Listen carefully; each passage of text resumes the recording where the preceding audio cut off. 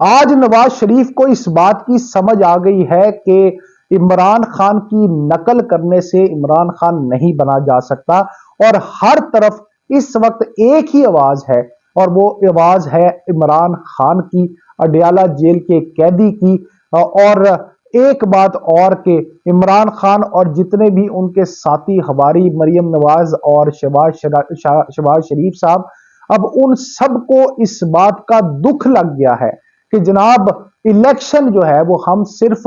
دھوس زبردستی اور دھاندلی سے ہی جیت سکتے ہیں۔ اگر ہم عوامی مہم کے ذریعے بھی باہر آئیں گے تو ہمارا یہ جو عوام ہے کچھ نہیں رہنے دے گی، ہمارے پلے کچھ نہیں بچے گا۔ جس طرح آج کے جلسے میں کچھ نہیں بچا، آج کے جلسے میں صرف حصے میں اگر کچھ آیا تو وہ شرمندگی تھی۔ آج اس شرمندگی کو وہ محسوس بھی نہیں کر پا رہے تھے کیونکہ اس قدر پٹائی تھی ان کے چہرے پر۔ اب معاملہ کیا ہوا ہے جلسے میں وہ آپ کو کوئی اور چینل نہیں بتائے گا، کیونکہ اصل معاملہ جو ہے وہ بکاؤ میڈیا پر نہیں آتا۔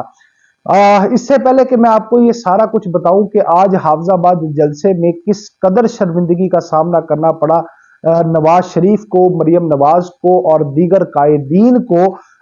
آپ سے درخواست یہ ہے کہ چینل کو لائک کریں، سبسکرائب کریں اور شیئر ضرور کریں، کیونکہ میں نے آپ کو پہلے بھی بتایا ہے کہ اندر کا احوال جو ہے جاننے کے لیے آپ کو اس فیملی کا حصہ بننا بہت ضروری ہے، تاکہ آپ کو تمام تر انفارمیشن حق سچ کے اوپر مبنی مل سکیں۔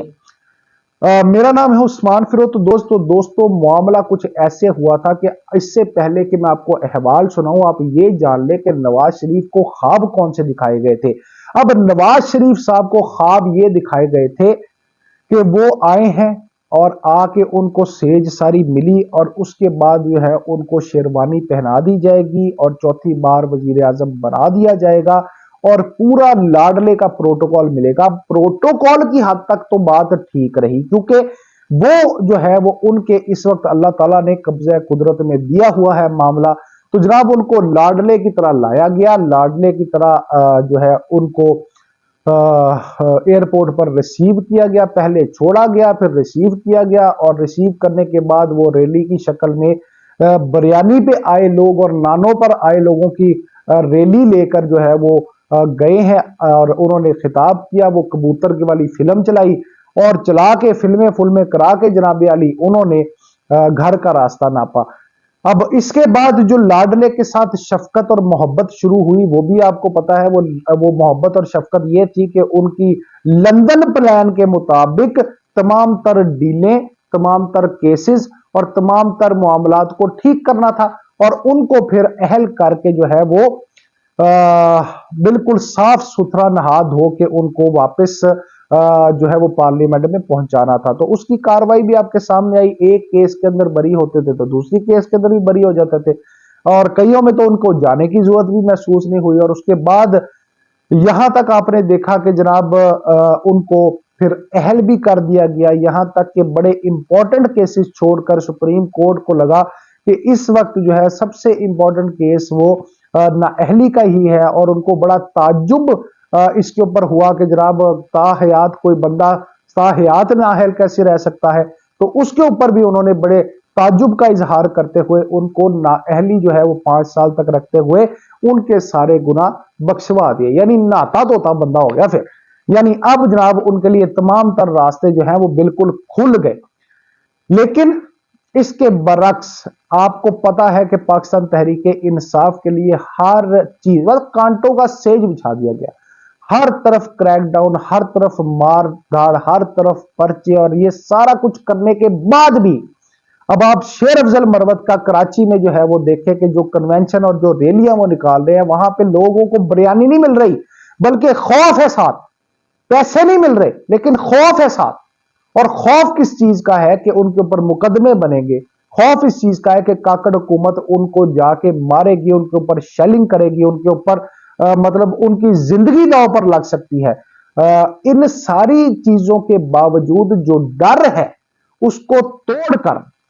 مطلب آپ کمپیریزن دیکھیں کہ ایک طرف جو ہے وہ مقدمہ ہو سکتا ہے، ایک طرف جناب ان کو آنسو گیس کی شیلنگ ہو سکتی ہے، ایک طرف گرفتاری ہو سکتی ہے، तो जनाब लोगों का हजूम है जो खत्म होने का नाम ही नहीं ले रहा, तिल धरने की जगह नहीं है वहां पे। और दूसरी जानिब आज हाफजाबाद का एक खाली ग्राउंड था,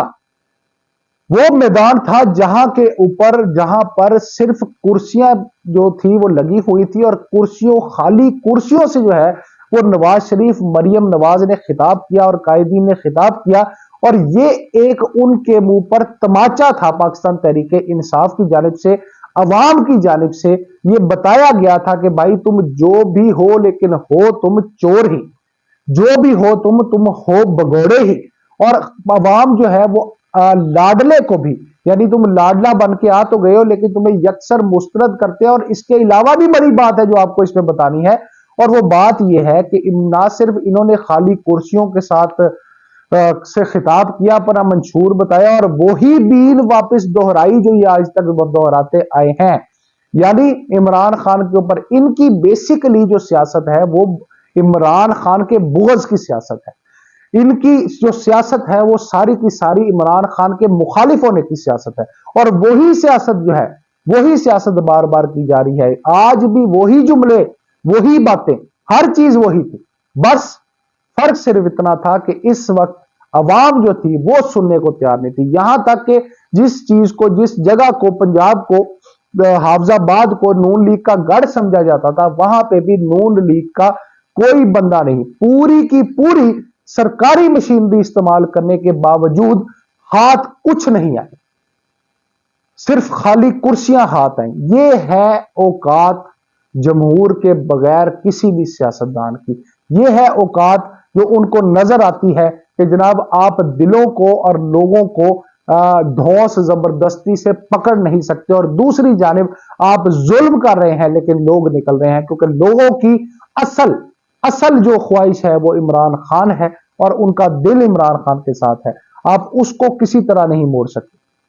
तो जनाब अली, साथ ही साथ उनके साथ एक और बड़ी शर्मिंदगी का वाकया पेश आया, और वो ये आया कि जलसे के अंदर से ही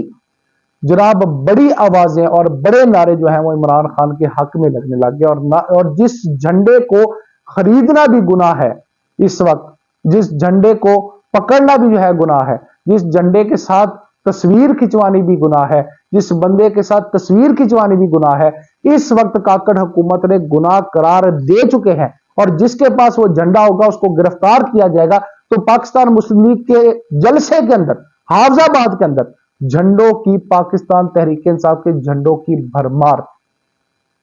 और नारे किसके लग रहे थे? जलसा नून लीग का, और पटवारी और पूरा का पूरा जो मतलब हुकूमती मशीनरी है उस जलसे को भरने के लिए पटवारियों की फौज लेकर घुसी हुई थी। लेकिन उसके बावजूद वहां पे नारे इमरान खान के थे, वहां पे झंडे इमरान खान के थे। और आज नवाज शरीफ और मरियम नवाज को इस बात का बखूबी अंदाजा हो गया है कि हम सिर्फ अंपायर को, जिस तरह इमरान खान साहब कहते होते थे कि हम ये लोग हैं अंपायर साथ मिलाकर खेलते हैं, तो इस वक्त ये सिर्फ जीत सकते हैं तो अंपायर को साथ मिलाकर जीत सकते हैं, वरना इनकी सियासत में और पाकिस्तान में अब कोई जगह नहीं।